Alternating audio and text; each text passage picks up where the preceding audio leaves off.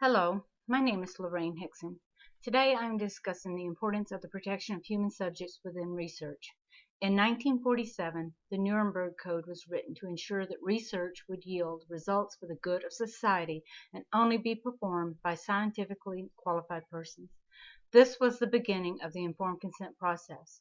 In 1974, the National Research Act was signed into law, creating the National Commission for the Protection of Human Subjects of Biomedical and Behavioral Research. The Belmont Report of 1979 gave guidance to respect for persons, beneficence, and justice. Finally, the research community was provided with regulations on protections for human subjects in 1980, which are based on Title 21, Code of Federal Regulations, Part 50, entitled Protection of Human Subjects, Part 56, entitled Institutional Review Boards, Part 312, entitled Investigational New Drug Application, and Part 812, entitled Investigational Device Exemptions, and the Common Rule of 1991. Before regulations and guidelines were put into place, there were several tragic occurrences, such as the Nazi experiments, Milgram's obedience experiment, and the Tuskegee syphilis experiment, to name a few. These experiments were performed without regard to subject safety and well-being, and were all highly unethical. Even after regulations, in 1999, an 18-year-old was the first publicly identified subject to have died from a gene therapy trial, who should not have been treated due to the previous occurrences in the first cohorts. These are only a few examples that have led to regulation reforms to safeguard human subjects. Most of these offenses that are publicly discussed arise as a result of a deviation from a treatment protocol or lack of proper or no informed consent that cause death or permanent injury. These misconducts are widely publicized in the media when they occur.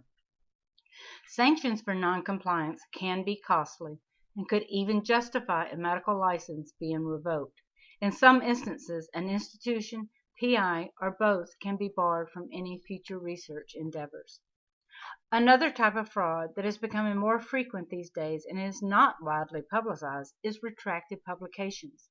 In an article published August 14, 2014, entitled Financial Cost and Personal Consequences of Research Misconduct Resulting in Retracted Publications, stated that most retractions create financial cost to the funder and widespread damage is done to careers.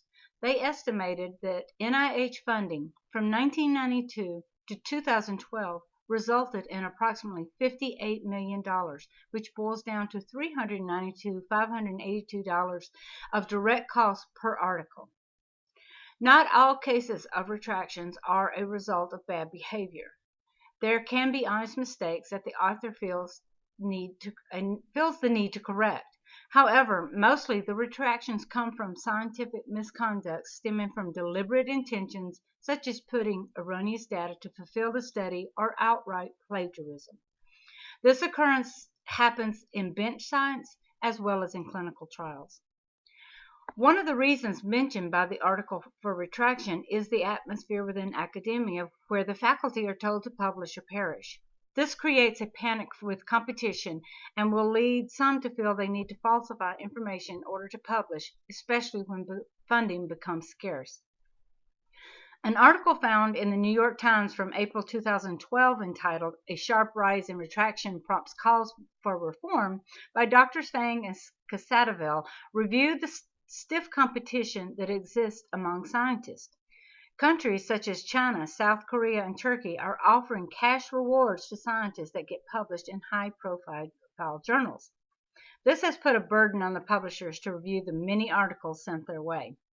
Scientists feel to survive professionally, they need to publish more, which can lead to cutting corners to mass produce. It is viewed as a, quote, winner takes all, close quote, climate. Dr. Fang considers the mass publishing, quote, a symptom of a dysfunctional scientific climate, end quote.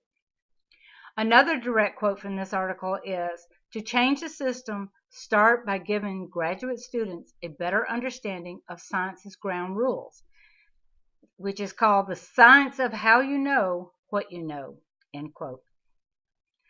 The impact this can have on careers is damaging to the author as well as the reputation of the institution they work with.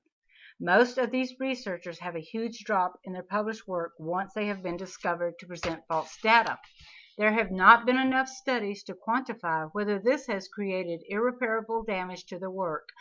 Of 44 authors reviewed for retraction that had a publication 3 years prior to the ORI report, 24 completely stopped any publications. Retraction Watch is a blog that started in August 2010 that reports retractions of scientific papers.